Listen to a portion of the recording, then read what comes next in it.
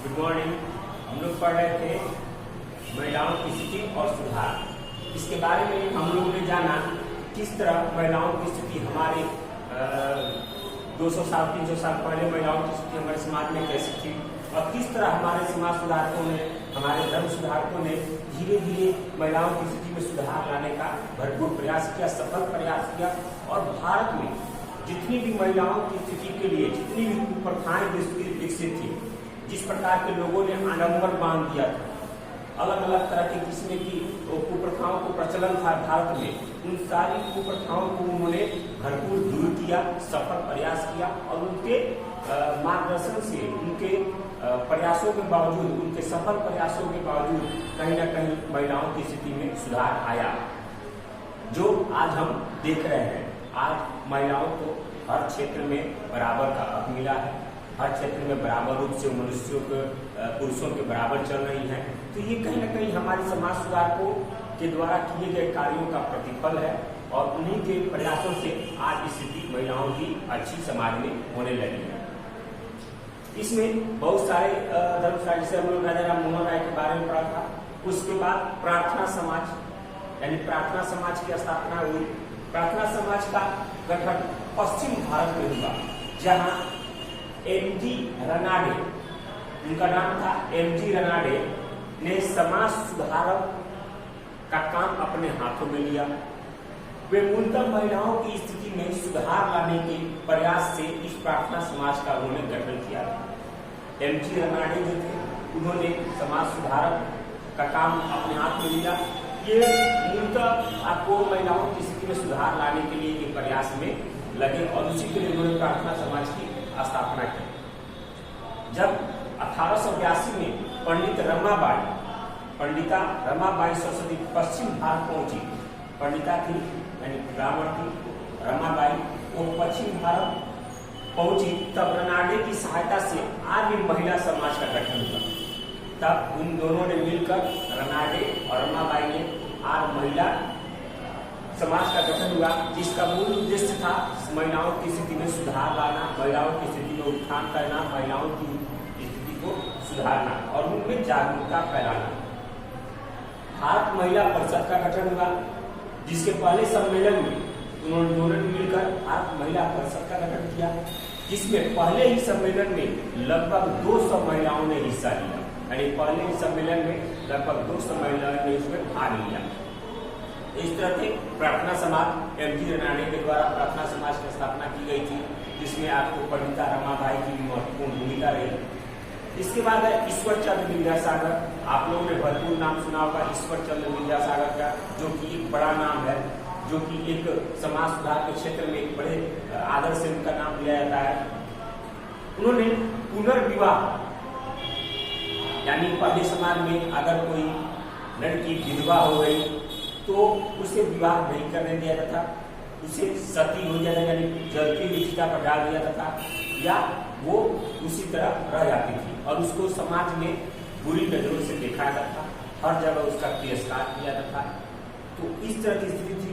उसी को उन्होंने ईश्वर चंद्र विद्यासागर ने समाप्त किया और उन्होंने कहा कि नहीं, पुनर्विवाह विधवा का जरूरी है, यानी विधवा होती है तो उसका फिर से विवाह कर देना चाहिए। क्योंकि पहले क्या होता था, पहले कम उम्र की लड़कियां विवाह कर दी जाती थी और विवाह किससे की जाती थी, जो पुरुष होते थे वो अधेड़ उम्र के थे, यानी अधिक उम्र के होते थे, 50 वर्ष 60 वर्ष 40 वर्ष के ऊपर के उम्र होते लड़के होते थे। तो उस स्थिति में जब उन लोगों से कम उम्र की लड़कियों की विवाह कर दी जाती थी तो पति जल्दी मर जाते थे। लड़कियां थी 15 वर्ष की और वो थे 55-50 वर्ष के। जैसे 20 वर्ष बीता था तो ये लोग रह जाते थे 35-40 वर्ष की, 35-30 वर्ष की, और वो लोग जाते थे 70 वर्ष के, तो मर जाते थे बुढ़ापे में। और ये उसी तरह इन लोगों को रहना पड़ता था, या तो सती के लिए जाना पड़ता था, नहीं तो वैसे ही रहना पड़ता था।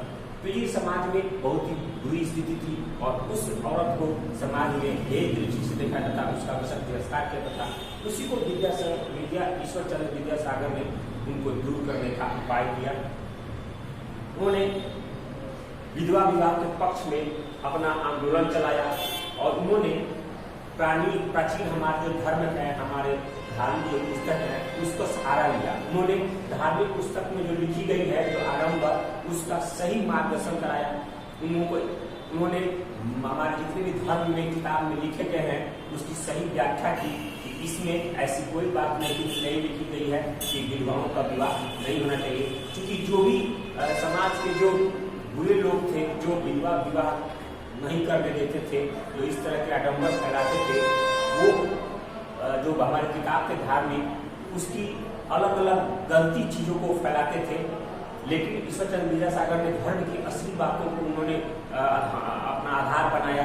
यानी उन्हें लगा कि कहीं धर्म से हम ना भटक जाए लोग, धर्म की हम ये न कहने लगे कि हम धर्म के विरुद्ध जा रहे हैं। इसलिए उन्हें धार्मिक किताबों को ही पढ़कर अपना अभिया बनाया और उसी के अनुसार सुधार का काम आगे चलाया। उसके लिए आंदोलन उन्होंने चलाया।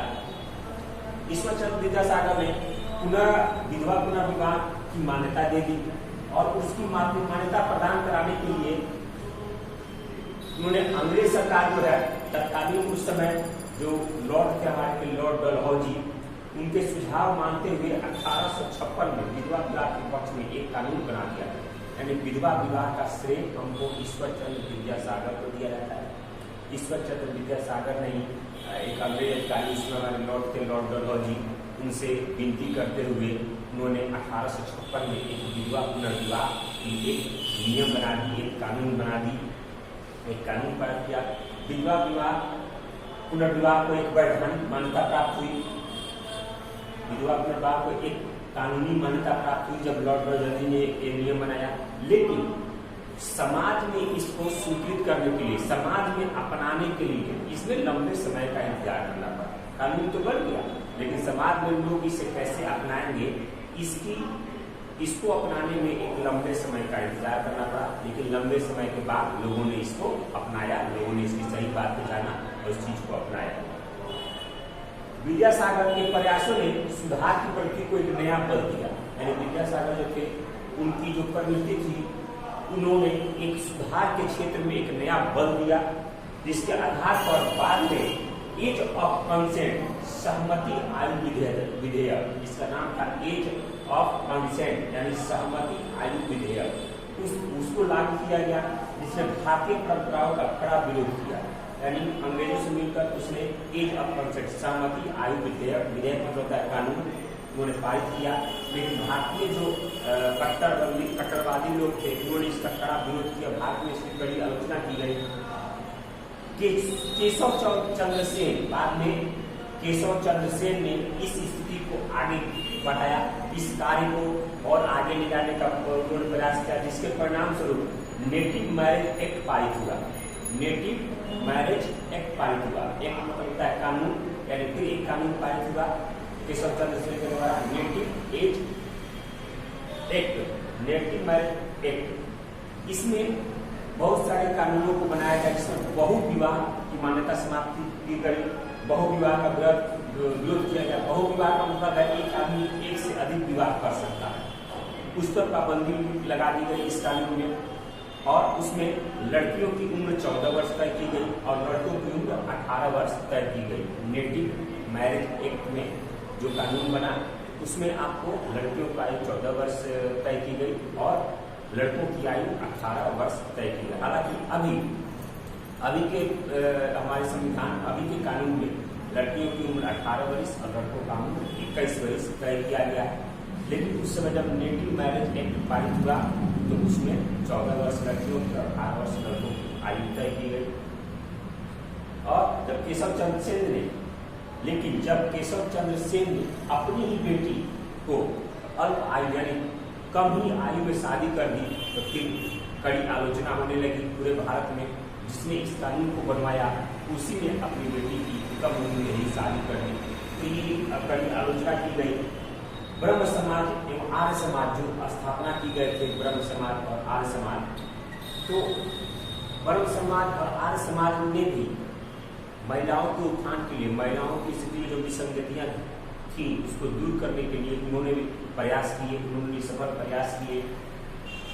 तो इस तरह हम देखते हैं कि किस तरह अलग अलग सामाजिक स्तर पर समाजों की स्थापना कर हमारे जो समाज सुधारक थे, जो हमारे चिंतक थे, उन्होंने किस तरह महिलाओं की स्थिति में सुधार के लिए कई कई समाज बनाए गए, कानून बनवाए गए अंग्रेजों के द्वारा विनती करके उनसे कहकर, और धीरे धीरे विसंगतियों को दूर करने का प्रयास किया गया और उनका प्रयास आज सफल दिख रहा है हम लोग को। इसलिए समाज में अब इस तरह की कुरीतियाँ बिल्कुल समाप्त हो गई हैं।